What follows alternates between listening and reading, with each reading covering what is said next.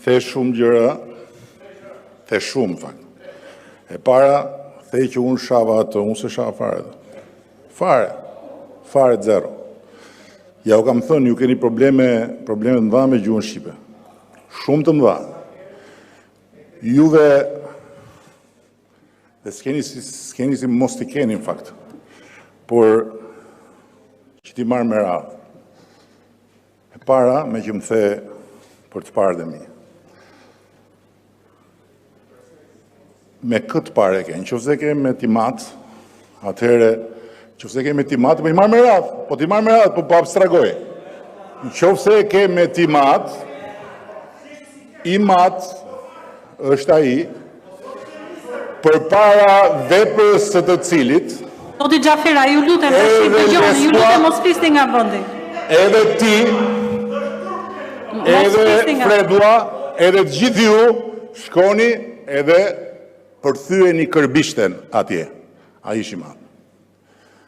Qofse ke më tutje, me gjyshrit, merë lexo se kush ishin. Në qofse ke me stër gjyshrit, vazhdo lexo se kush ishin. Nuk jam këtu për të bërë historinë e familjes time. Po unë në blok, që ta dishti, nuk kam jetuar kur. Unë e kam pasur shtëpinë tek rruga Muhamet Gjollesha, pallati 18. Nga ana tjetër e urës Vasil Shantos. Dhe kam pas një shtëpi si të gjithë të tjerët, që ta dish. I mat nuk ka qenë kur antar i Komitetit Qendror, si kundër tha profesori, i cili sigurisht është i mirë kuptuar, se ka lëshuar me plumba, me sorra, me gjithë shpendet që ka pasur. Dhe nuk kam unë asnjë problem se çfarë thoni ju, apo çfarë më kanë thënë, apo çfarë do më thonë lidhur me këtë, përveç një gjëje, që ju që flisni me këtë gjuhë, jeni shembulli për të ardhur keq i inercisë së ideologjisë së Enver Hoxhës. Enver Hoxha sot është gjallë vetëm përmes jush. Përmes mënyrës se si ju e kuptoni kundërshtarin, njësoj si ai, përveç mënyrës se si ju e sulmoni kundërshtarin, njësoj si ai, me ndryshimin që ju nuk keni fuqinë që kishte ai, që në fund të kpuste plumbin ose të fuste në burg.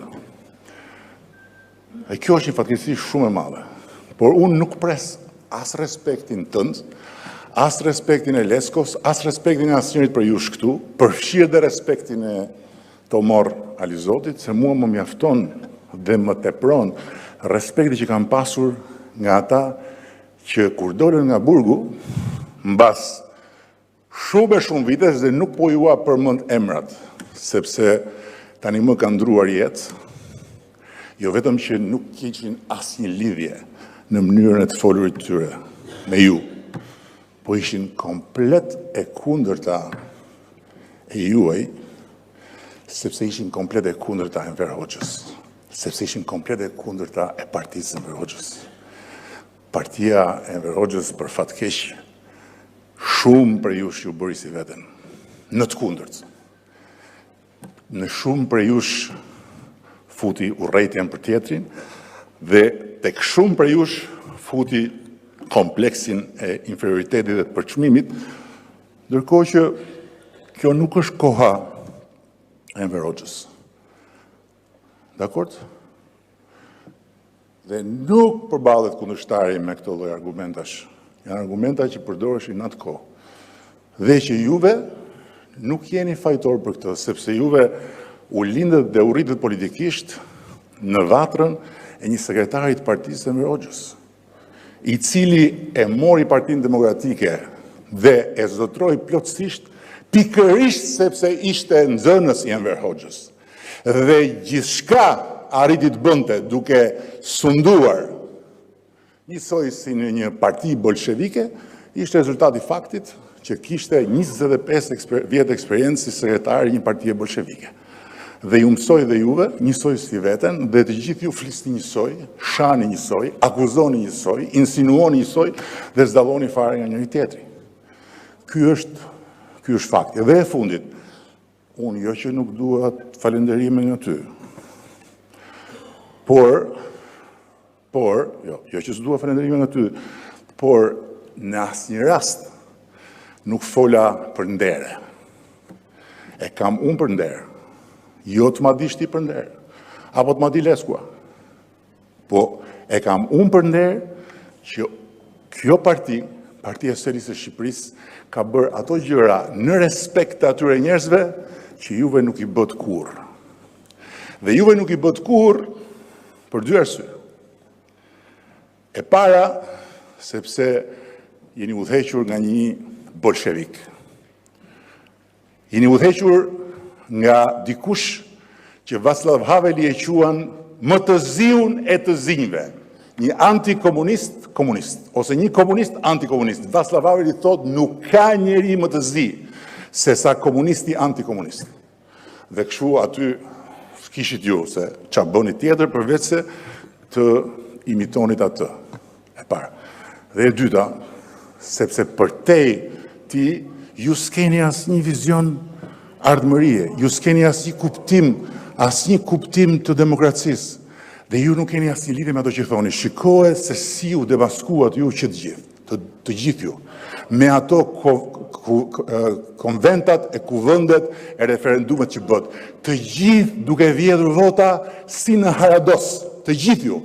Hajde fut 300 këtu, fut 500 atje, numëroj 5.000, ju, dhe aty tek votat, që ja vodhët, ja kërdisët njëri tjetrit, e ja hodhët njëri tjetrit si kur ishin kecat e Leskos, që ja u hedhë eshtrat në përlumin e Vlorës, ju treguat se çfarë lidhje ka për ju fjala me veprën. Ju jeni tjetër fjalë dhe tjetër vepër. Dhe kur unë thash ato që rreshtova, desha të bëj dallimin. Jo për nder, për cilin nder, është nderi im, është nderi ynë këtu, që kemi bërë aq sa kemi mundur, nuk kemi bërë aq sa ata meritojnë, po kemi bërë aq sa kemi mundur, sepse isha unë që e pakzova parkun mbas kryeministrisë me emrin e Fadil Kokomanit dhe Vangel Lezhës. Nuk ishte komunisti bolshevik antikomunist non grata i vdekur i juaj që e rrethoi kryeministrinë me gardh. Dhe kjo është fatkeqësisht e gjithë hapësira gjeopolitike ku jeni rritur ju. Dhe tani vini këtu dhe na kërkoni, na lexoni gjithë ato emra, edhe thoni është dita e këtyre, t'i kujtojmë bashkë. Patjetër, bashkë do t'i kujtojmë. Dhe prandaj u çova, thash erdha të bashkohem me ty për ata, por të ndahem urgjentisht nga ty për atë që ti je një hipokrit i papar që nga një anë qanë me lot krokodili Xhelal Kopenskën dhe nga ana tjetër qanë nga gëzimi ku ngre lart flamurin e non gratës në mes të Vlorës Ismail Qemalit. Po të kush jeti? Ti je ky i dyti. Ti je ky i dyti. Ashtu. Më djeg.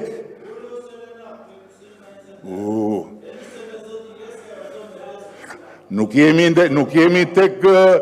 jemi në tavolinë duke ngrënë keq këtu. Kështu që edhe mos kruaj sqetullat kur flet në parlament. Ashtu dhe. Se kur ulem dhe kur ngrihem unë, kjo është mbyllur në vitin 1990.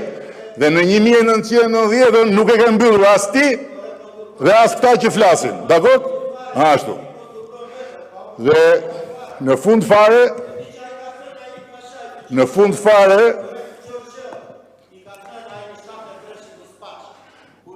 dhe në ullu që ka thënë ai ati se nuk je duke pirë raki këtu, ullu se s'po pirë raki këtu, ullu se s'po pirë raki me kërmë këtu, ashtu. Tani, përsa i përket, atyre që dalin, që the janë ca që dalin me ylle, po qa problemi këti me ta? Ata të shqetësojnë ty? një grup 50-100 veta që jetojnë në antikitet, po ti e ke pasur në mes të oborit partisë tënde kokrën e bolshevikut edhe i ke bërë temena gjithë jetën. Po qatë qëtësojnë ata... Ju lutem, mos flisni nga vondi, ju lutem. Më pyete. Mos flisni nga vondi, ju lutem. A më pyete, nuk ka ndërprerje fjale, nuk ka, jo. Nuk ka ndërprerje fjale. Ashtu. A më pyeti, a më tha që çfarë mendon për ata, ata thëmë që mendoj për ata. U mendoj për ata që ata janë viktima të nostalgjisë tyre, edhe asë që nuk më bëjnë asnjë përshtypje.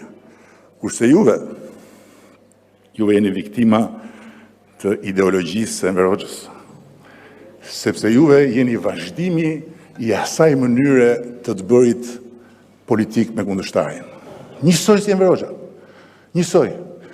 Ja u kam thënë shkodranëve, Enver Hoxha nuk mund ta merrte hakun ashtu siç e merr për gjitha ato që Shkodra përfaqësonte si antikomuniste, përveç se duke i lënë në atë deregje atje, sy mbyllur, vesh mbyllur, të zhytur në atë pislëk atje, dhe mazdallas e marrin vesh.